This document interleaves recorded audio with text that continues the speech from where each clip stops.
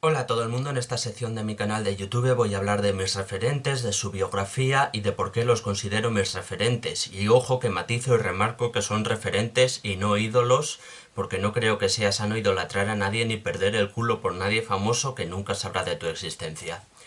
Y el vídeo de hoy tratará sobre Mary Shelley.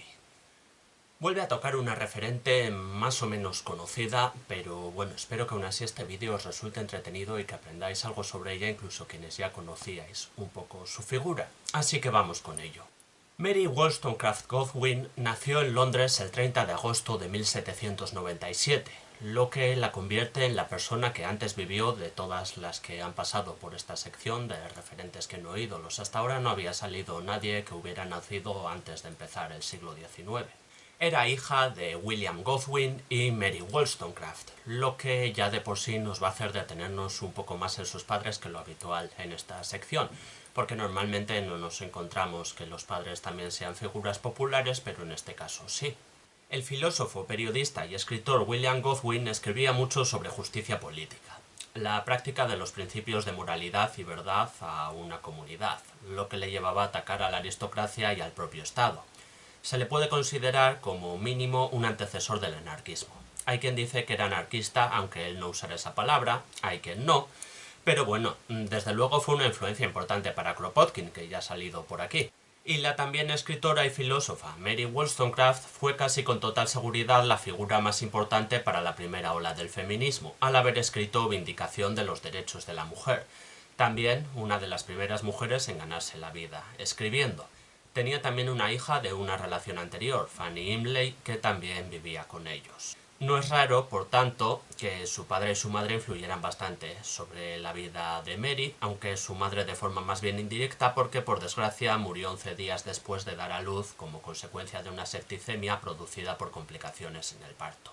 Godwin se casaría 3 años después con Mary Jane Clairmont, que ya tenía 2 hijos, Charles y Claire. Bueno, Claire al principio se llamaba Jane, luego se cambió el nombre a Claire, pero llamémosla Claire todo el rato para simplificar. Y claro, esto le dio a Mary 2 nuevos hermanastros, quedados sobre todo con Claire. Con su madrastra, en cambio, nunca llegó a tener buena relación, parece ser. Mary pasó 6 meses estudiando en un internado allá por 1811, pero la mayor parte de su educación fue muy informal. Aún así, dado que su padre le enseñó muchas cosas y tenían muy buena biblioteca, pues probablemente pudo formarse bastante más que la media de chicas de su época. Allá por 1812, Mary, que entonces tenía 14 años, fue a pasar una época, a vivir unos meses, a casa de William Baxter, un radical admirador de Godwin, a Escocia. La cosa empezó un poco mal porque la cuidadora de Mary la abandonó, la robaron todo su dinero y estuvo enferma durante todo el trayecto hacia Escocia, pero si le quitamos eso fue la hostia. El ambiente en aquella casa era muy libre. Baxter tenía 4 hijas con las que Mary tuvo muy buena relación, sobre todo con una de ellas, Isabella, y bueno, tuvo una época muy feliz en un ambiente políticamente radical y también romanticista. Ese era su rollo. De hecho, volvió al año siguiente para pasar otros 10 meses allí. Por aquella época ya le gustaba escribir. Cuando regresó a Londres, en marzo de 1814, rondaba por allí el poeta Percy Bysshe Shelley, gran admirador de su padre y también de origen aristocrático, aunque eso no significaba que tuviera dinero todo el rato porque la relación con su padre no era muy buena. Su padre no estaba muy contento con él, que digamos, así que a veces se negaba a darle dinero. A todo esto, para ilustrar este vídeo voy a usar algunas imágenes de la peli de 2017 para hacerlo un poco más entretenido.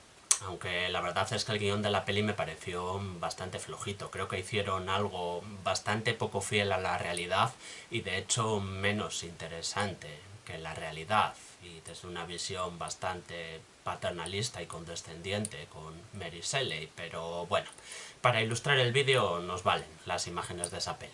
Bueno, el caso es que Percy Shelley ya estaba casado con otra joven, Harriet, con quien tenía una hija en común, y Anne iba a tener un segundo hijo. Harriet ya estaba embarazada del que sería su segundo hijo, Charles. Pero eso no evitó que Percy y Mary se enamoraran y empezaran una relación. Al parecer, esto no está confirmado al 100%, pero los historiadores tienden a creer que fue así, la primera vez que follaron fue sobre la tumba de Mary Wollstonecraft madre, lo que me parece una imagen muy representativa del romanticismo. Sí, yo creo que esa imagen puede resumir el romanticismo prácticamente.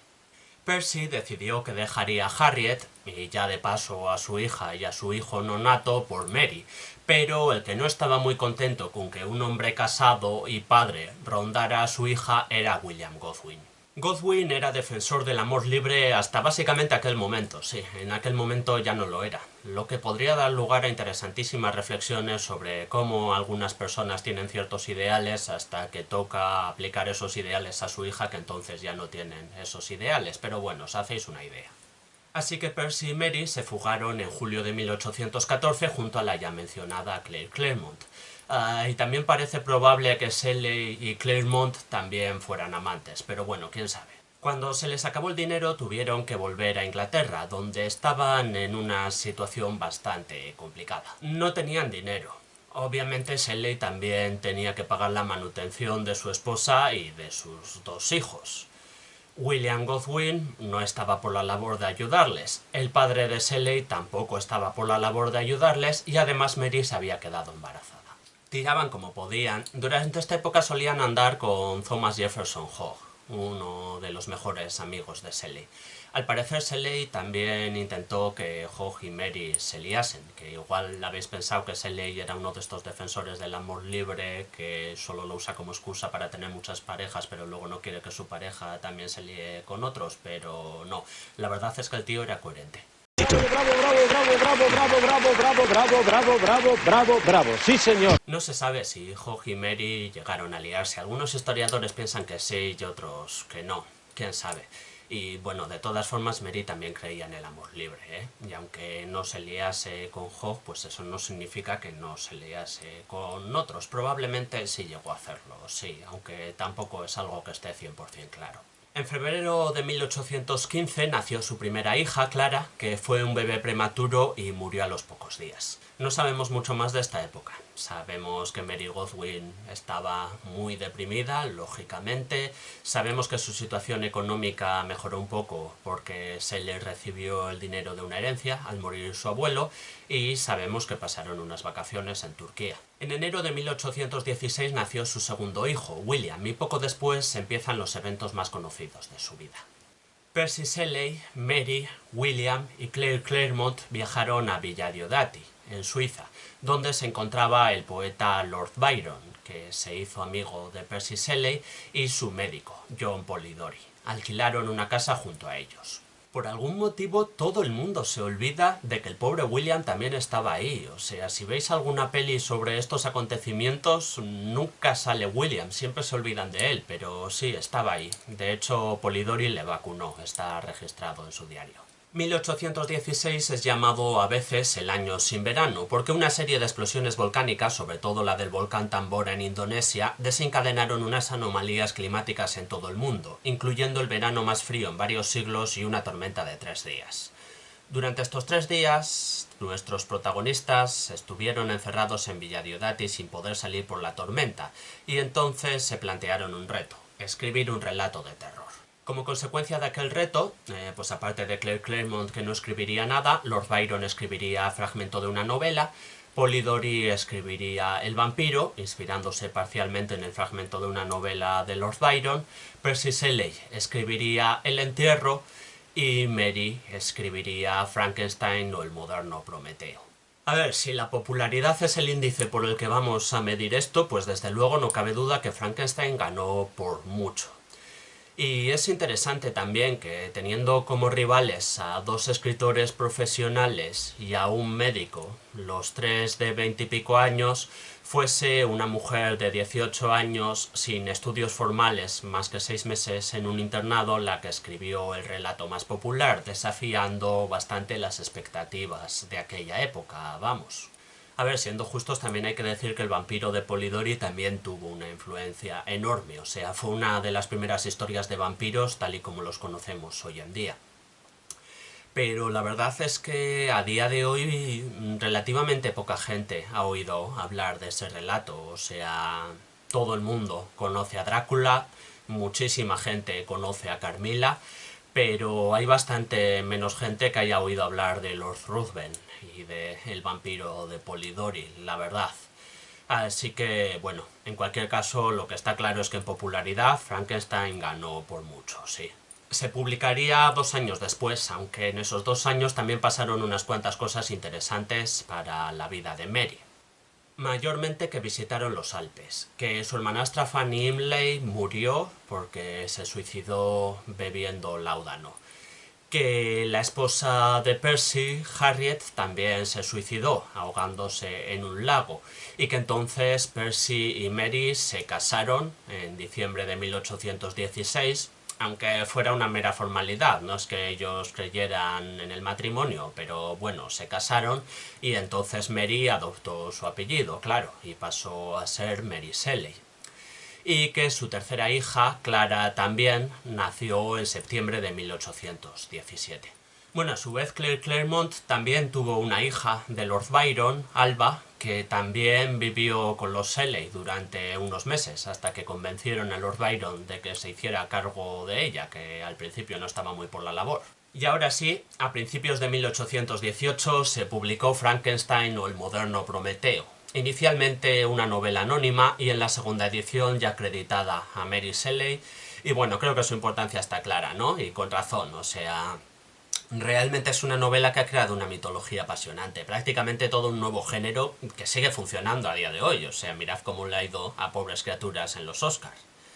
Si nos ponemos quisquillosos, pues hay alguna cosita rara, como que Frankenstein no quisiera crearle una compañera a su monstruo por miedo a que se reproduzcan y exterminen a la humanidad. Quiero decir, eres médico, puedes revivir cuerpos compuestos por varios cadáveres unidos entre sí, o sea, estoy seguro de que podrías extirparle los ovarios o el útero entero al monstruo femenino que vayas a crear y así no podría reproducirse y todo el mundo estaría feliz, pero bueno, incluso aunque nos pongamos quisquillosos sigue siendo una novela cojonuda. Pero mientras tanto la vida sigue, aunque no muy bien. Percy Shelley tenía unas cuantas deudas, así que para evitar a sus acreedores abandonaron Londres y se trasladaron a Italia, donde Lord Byron se hizo cargo de su hija Alba. Los Shelley se desplazaban por toda Italia, viviendo en unas cuantas ciudades distintas. Durante esta época escribieron mucho y conocieron a mucha gente. Podemos mencionar al revolucionario griego Alexandros Mavrocordatos o a Jane Edward Williams. Jane también fue amante de Percy. Pero Clara murió en septiembre de 1818 en Venecia y William murió en junio de 1819 en Roma. A ver, creo que no hace falta extenderme mucho en esto desde el punto de vista emocional, o sea, lógicamente Mary Shelley estaba destrozada, ¿no? O sea, no sé hasta qué punto es posible imaginarse siquiera el dolor de haber tenido a 3 hijos y que murieran los 3. Por dar alguna buena noticia, aunque sea en noviembre de 1819, nacería su cuarto hijo, Percy Florence, que sí viviría muchos años. Y lo de Florence viene por haber nacido en Florencia. Bastante obvio, sí. Ese cuarto hijo sería el único que sobreviviría, sí. Años después, en 1822, Mary volvería a quedarse embarazada, pero sufriría un aborto espontáneo. Pero bueno, volviendo a la época en la que estábamos. En Italia Shelley escribió la novela Matilda. También de sus obras más destacables, muy romanticista, con incestos y suicidios y bastante inspiración autobiográfica. Escribiría también la novela Valperga, con bastante contenido político, y junto a Percy Shelley escribiría las obras de teatro Proserpina y Midas. Estas dos son las obras en las que colaboraron, sí, las escribieron juntos. Pero ya que hemos mencionado que Valperga tiene bastante contenido político, pues hablemos de las ideas políticas de Shelley. Shelley era liberal, lo que en su época no estaba nada mal, en mi opinión. O sea, en su época los liberales luchaban contra el absolutismo y el conservadurismo y guillotinaban reyes. Hoy en día ya no hacen nada de eso, han perdido bastante. También es verdad que sigue sin parecerme la hostia, ¿eh? En el siglo XIX ya había ideologías que a mí me parecían más interesantes y que me parecía que podían aportar más bienestar y más cosas positivas a la inmensa mayoría de la humanidad. Pero bueno, También es difícil saber cuáles eran las ideas exactas de Shelley, porque parece ser que en el futuro su hijo y su nuera destruirían algún documento que otro para hacerla parecer menos radical, probablemente para prevenir lo que había pasado con la madre de Shelley, que se había pasado un siglo teniendo bastante mala fama. Por cierto, esto también es la hostia, es que es bastante triste todo. O sea, tras la muerte de Wollstonecraft, Godwin escribió una biografía sobre ella, a modo de homenaje. Parece evidente que desde el cariño y la comprensión más profunda, pero es que esa biografía explica cómo la primera hija de Wollstonecraft había nacido fuera del matrimonio, cómo había tenido relaciones con varios hombres, y entonces un montón de gilipollas decidieron que no era una mujer respetable, y la biografía, pensada para ser un homenaje y que entendiéramos lo mucho que molaba Wollstonecraft, surtió más bien el efecto opuesto. Pero bueno, afortunadamente hoy en día creo que la mayor parte del mundo la ve con mejores ojos. Pero bueno, no me enrollo más, que este vídeo no es sobre Wollstonecraft, sino sobre su hija, Mary Shelley, y estábamos con el tema de las ideas políticas y eso. Pues me resulta también interesante contrastar las ideas políticas de Shelley con las de su marido. Él también era liberal, pero más radical, Eso es bueno, pero más individualista. eso es malo. Pero tampoco mucho, no creáis. O sea, abogaba por el reparto de la carga de trabajo y de las riquezas para crear una sociedad que no se dividiera en ricos y pobres. Eso es bueno. La cuestión es que hay ahí un equilibrio bastante interesante, y de hecho no sabía muy bien a quién de los dos dedicar este vídeo. Pero la mayor importancia del apoyo mutuo para Mary y su importancia en la ciencia ficción, escribiendo también desde tan joven, pues han hecho que me decante por ella frente a su marido. Quizá en el futuro él también salga por esta sección, pero bueno, de momento nos quedamos con Mary. También es curioso que Mary Shelley tenga motivos por sí misma para salir en esta sección, pero a su vez esté también rodeada de gente tan interesante, ¿no? O sea, si en lugar de dedicar el vídeo a ella lo hubiera dedicado a su padre, a su madre o a su marido, yo creo que tampoco nadie se habría extrañado de ver a cualquiera de esos tres por esta sección.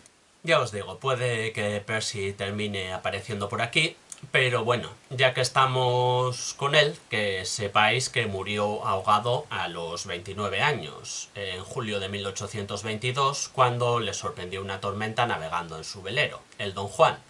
Esto además fue cosa de un mes después del aborto espontáneo de Mary Shelley que he mencionado antes. No les venían solas las desgracias, no. Su cuerpo apareció en la costa 10 días después. Fue incinerado, aunque al parecer su corazón no llegó a arder, y Mary Shelley lo conservó envuelto en un pañuelo de seda junto a uno de sus poemas.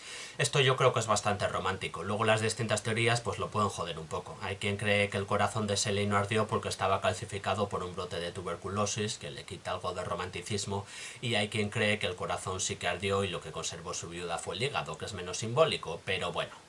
Mary Shelley se encontraba viuda con 25 años y con un hijo pequeño del que cuidar. Vivió un año más en Italia hasta que volvió a Inglaterra, donde volvió a vivir con su padre y su madrastra hasta que consiguió dinero suficiente para independizarse de nuevo, inicialmente gracias al dinero que le dio su suegro. Pero ella había decidido que sería escritora y que viviría de su habilidad para escribir. En septiembre de 1824 se mudó a Londres para estar cerca de Jane Williams, con quien inició una relación hasta cierto punto romántica, por cierto. Y escribió, además de unas cuantas historias cortas, novelas como El último hombre. Una novela de ciencia ficción bastante pesimista que creo que puede considerarse una de las primeras novelas distópicas. Tiene unos cuantos elementos autobiográficos reflejando los sentimientos de pérdida de Shelley y, como decía, es un contrapunto pesimista a los ideales romanticistas.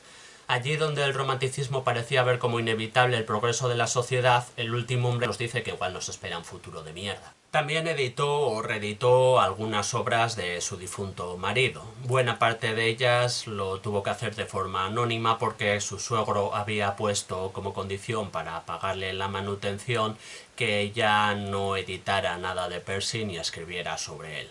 Pequeña crítica a Mary Shelley aquí. Cuando reeditó Reina Mab, un poema de Percy Shelley que por cierto me parece brillante, recomiendo mucho leerlo, decidió omitir uno de sus cantos por ser un trozo demasiado antirreligioso, quizá ateo.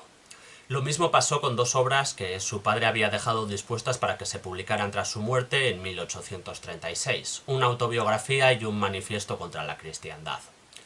A ver, hasta cierto punto la decisión de no publicar estas tres cosas es comprensible por las hostias que le podían haber caído, no solo a ella sino al hijo del que tenía que cuidar, pero bueno, aún así la censura es algo que no me gusta, la verdad. Shelley siguió escribiendo también sus propias novelas, como Perkin Warbeck, publicada en 1830, o Lodore, publicada en 1835. También hizo algunos cambios en Frankenstein. La versión de 1831 es la que más se ha reproducido, en realidad, más que la original. Y por cierto, siguió un poco la tradición de suavizar sus obras en un aspecto político. En el Frankenstein de 1818 hay un discurso de Elizabeth contra la pena de muerte que en la versión de 1831 desaparece. Mary Shelley siguió teniendo amantes ocasionalmente, probablemente tanto hombres como mujeres, aunque no sabemos mucho sobre esto porque era bastante discreta. Siguió rodeándose de gente guay y curiosísima, mismamente Dodie, que era el apodo de Mary Diana Dodds, hija ilegítima de un conde escocés. Decía sentirse masculina y solía hacerse pasar por hombre, teniendo relaciones amorosas con mujeres. Si hubiera nacido 200 años más tarde, pues seguramente Dodie se presentaría al mundo como un hombre transhetero, pero en aquella época no había esos términos, claro. En estos años Shelley escribió también para una enciclopedia, además de unos cuantos poemas y relatos cortos, y en 1837 publicó la novela Faulkner. Hay quien la considera bastante feminista porque es una novela en la que los ideales de la heroína prevalecen sobre los de los dos hombres que actúan como personajes secundarios, a quienes consigue convencer de que estaban equivocados y al final se reconcilian y son todos felices. Desde 1839 la salud de Shelley empeoró mucho. Sufría dolores de cabeza muy intensos que a veces le producían parálisis en algunas partes del cuerpo. Probablemente eran síntomas de que tenía un tumor cerebral, aunque hoy en día es difícil saberlo con precisión. Eso sí, esos problemas de salud no le evitaron realizar unos cuantos viajes junto a su hijo. En 1841, Percy Florence, después de terminar la universidad, volvió a vivir con su madre. Y de 1840 a 1843 hicieron unos cuantos viajes por Europa que aparecen recogidos en el libro autobiográfico Caminatas en Alemania e Italia. Este libro no es un diario de viaje sencillito, también está salpicado de reflexiones personales con mucha carga emocional. Tened en cuenta que para ella Italia era el país en el que habían muerto su esposo y dos de sus hijos, y donde había sufrido un aborto, así que lo tenía asociado a sentimientos bastante dolorosos. Y también tiene unas cuantas reflexiones sobre política. En esta época Shelley también llegó a asociarse con exiliados italianos a favor de la independencia y unificación de Italia, especialmente con el movimiento Joven Italia y con Ferdinando Gatteschi, al que en un principio trató de ayudar, pero él la acabó chantajeando, amenazando con hacer públicas unas cartas escritas por Shelley que no sabemos qué decían porque ella consiguió recuperarlas y destruirlas tras un soborno a la policía. El 1 de febrero de 1851 Shelley murió, probablemente a causa del tumor cerebral que explicaría los síntomas que tuvo durante la última década de su vida. Vivió una vida, yo creo, bastante dura, y aún así sacó energías para desafiar bastante las normas sociales de la época y para dejarnos unas cuantas novelas, aunque Frankenstein sea la más conocida con muchísima diferencia y haya eclipsado un poco a los demás. Si hubiese sido tan radical durante toda su vida como lo fue durante la juventud, probablemente me resultaría aún más admirable y habría salido antes en esta sección de referentes que no ídolos. Pero tal y como fue y tal y como vivió su vida, ya me parece lo bastante interesante como para merecerse un huequito en esta sección, sin ninguna duda, sí. Así que con esto terminamos. Tenéis otros vídeos en mi canal, tanto de otros referentes que no ídolos, como de muchas otras cosas. Podéis verlos si queréis, podéis poner algún comentario ahí abajo si os apetece, pero eso, solo si os apetece. Si no, pues nada, haced lo que queráis.